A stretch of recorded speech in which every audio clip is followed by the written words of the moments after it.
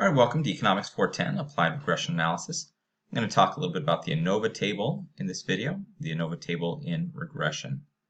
So students are going to be able to see these sequence of letters there, SSE, SSR, SST, MSR, MSE, and an F statistic with the corresponding degrees of freedom. So SSE stands for sum of squared errors, etc. We'll cover them for sure. You're going to be able to find the standard deviation of the residual from the ANOVA output, and you're going to be able to provide the correct value coming from the ANOVA table when you're looking at questions that are related to regression. So there are some items that you're going to be able to find from that table, right? So you'll know, do you want SSE? Do you want MSE? What is it that you're looking for? So again, the least squares estimate minimizes the sum of the squared residuals, or the estimates. We have multiple parameters that we're estimating.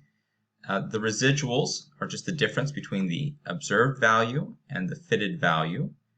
And then we get those squares and we add them up and we get something called the sum of squared errors, right? Or SSE. We have the total sum of squares is SST. And so there we're looking at the deviations from the mean. Right? So this y bar is the average for y, our response variable. Notice that if we plug this SST into this little formula here, just simply divided by n minus 1, we get the variance of y. So the explained or regression sum of squares, SSR, is the difference between the fitted value, y sub I with the hat, and y bar, the mean. So you notice that those things are all distinct. Then notice that the sum of squares total equals the sum of squares due to regression plus the sum of squares error. Right? So the total variation around the mean, that's the SST, can be split into the explained portion, that's the SSR, and the unexplained portion, the SSE. So visually, we've got that here. We're looking at this regression line, and we've got how do different observations vary from the mean, right? So we've got this bar here. This is the mean, right? Y bar. And we're looking at how do things differ from that. And I might look at this and say, well, these values tend to be below the mean. Why? Because they have lower values for the x variable. And these values tend to be above the mean. Why? Because they have relatively high values for the x variable. And maybe that helps to provide some sort of explanation. So then, when I look at this here, I simply have the distance from the mean to the regression line.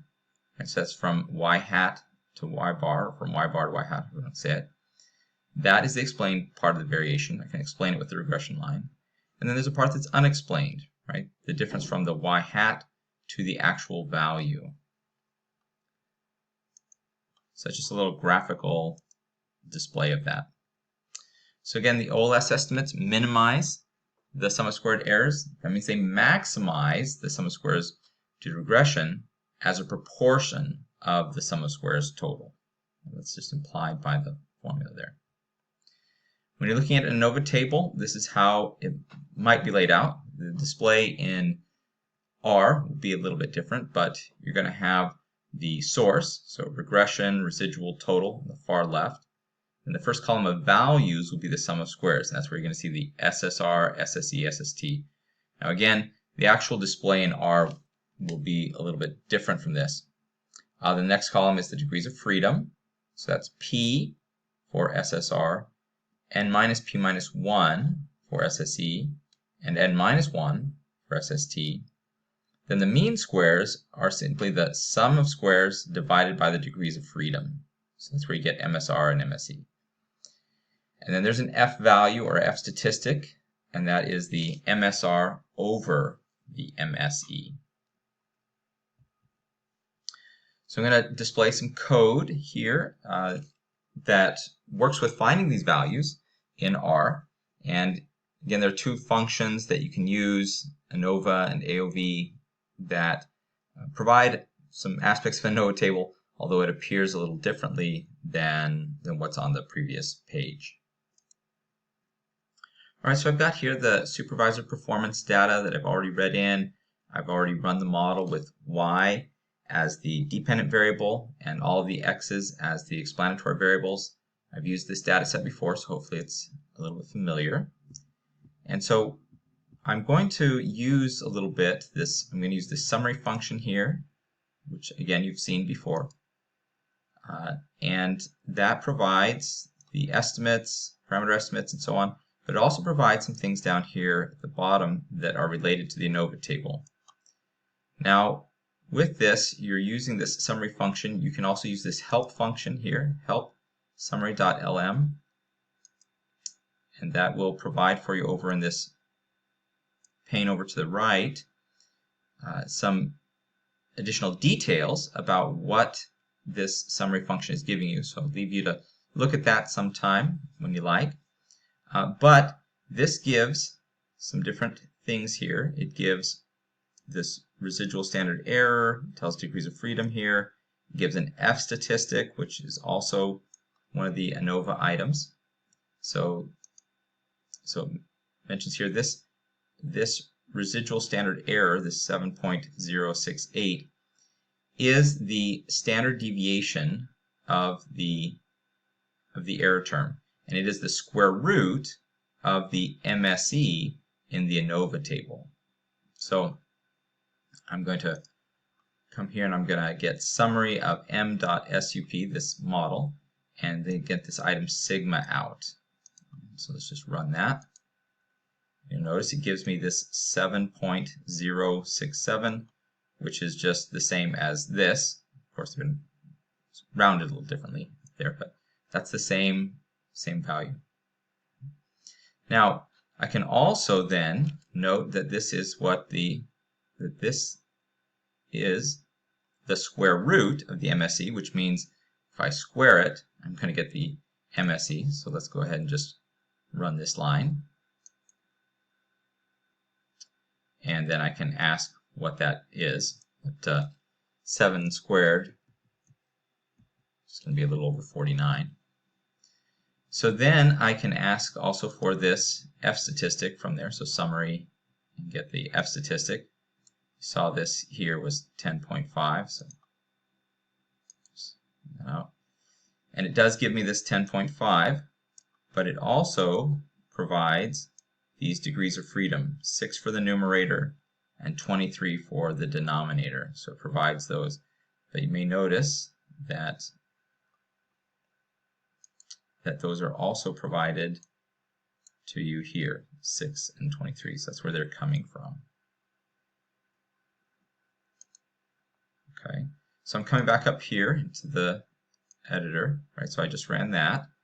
Now I want to find the SSE, MSR, and SSR because those aren't available immediately, right, in that summary call or function. So what do I have here? The sum of squares errors is the MSE, and then I'm going to work backwards, right? Instead of dividing the SSE by the degrees of freedom to get the MSE, now I need to multiply the MSE to get the SSE. So I'm going to run that. We'll look at it in a minute. The MSR, same thing. I take, instead of this, I'm going to need to multiply back. So I'm going to take the MSE, and I know that the MSE divided into the MSR gives me the F statistic. So I'm just going to multiply back to get that. And then the SSR is so I take the SSR and divide it by the degrees of freedom to get the MSR. So to work backwards, I take the MSR and multiply it by the degrees of freedom to get the SSR. So I do that. Now you might, when you pause this or when you've downloaded the code and you're looking at this a little more in detail, you might work through it with a little more time to just see that this all fits for you. But I've got these SSE, MSR, and SSR values there. So I'm going to try this AOV function. Run this. You'll see it doesn't look quite the same way that things looked for you in the table in the notes, but it does have the sum of squares for residuals, 1149, right? The sum of squared errors. So I should be able to, that should match the SSE that I got up here a few lines back. So I'm just using this SSE value, so I just run that. And sure enough, it comes out 1149. So that's a match, that's a good thing. So there's an ANOVA function. Just run that. See, it looks a little different presentation, but it also has the 1149. It also has the degrees of freedom here, and it has the mean squares over here. So let's see where those things are coming from here. All right, so it shows that 1149 here. But I can also do a little something here that I'm going to do, which is I'm going to add up these sums of squares. So then the values in this column.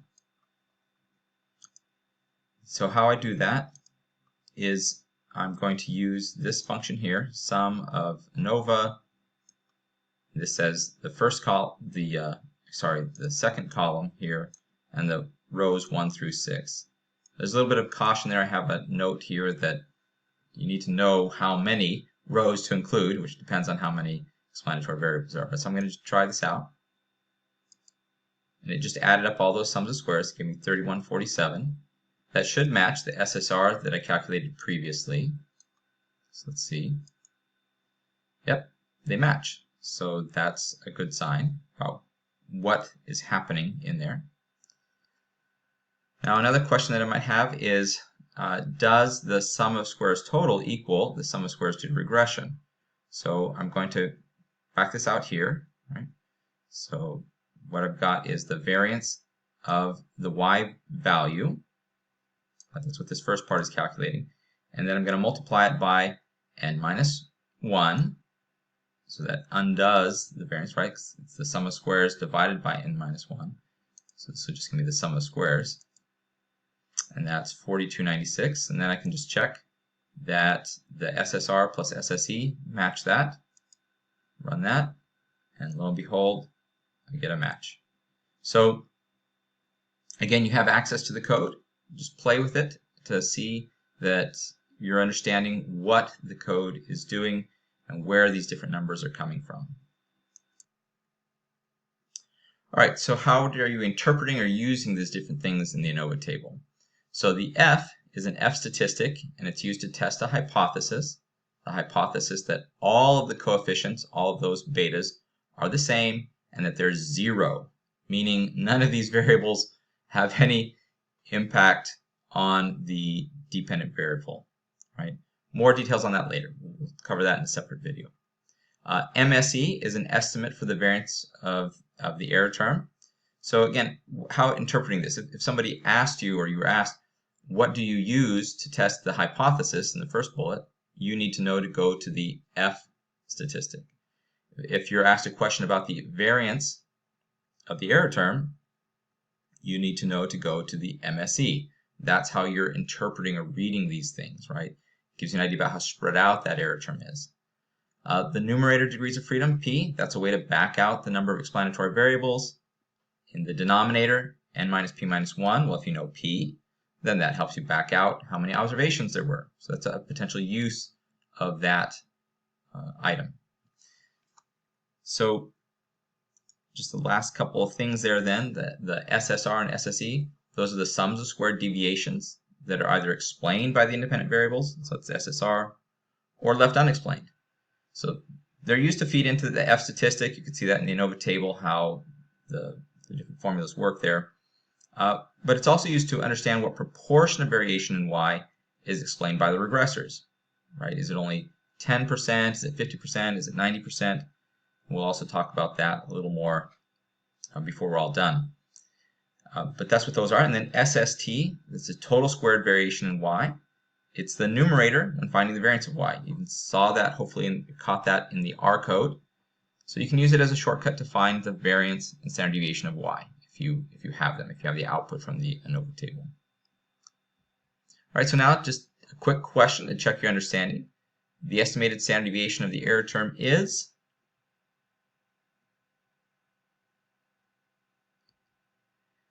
And just as a quick recap, remember summary provides some of the ANOVA table items at the bottom, and then ANOVA and AOV are functions that are also available, and they give some of the ANOVA table elements.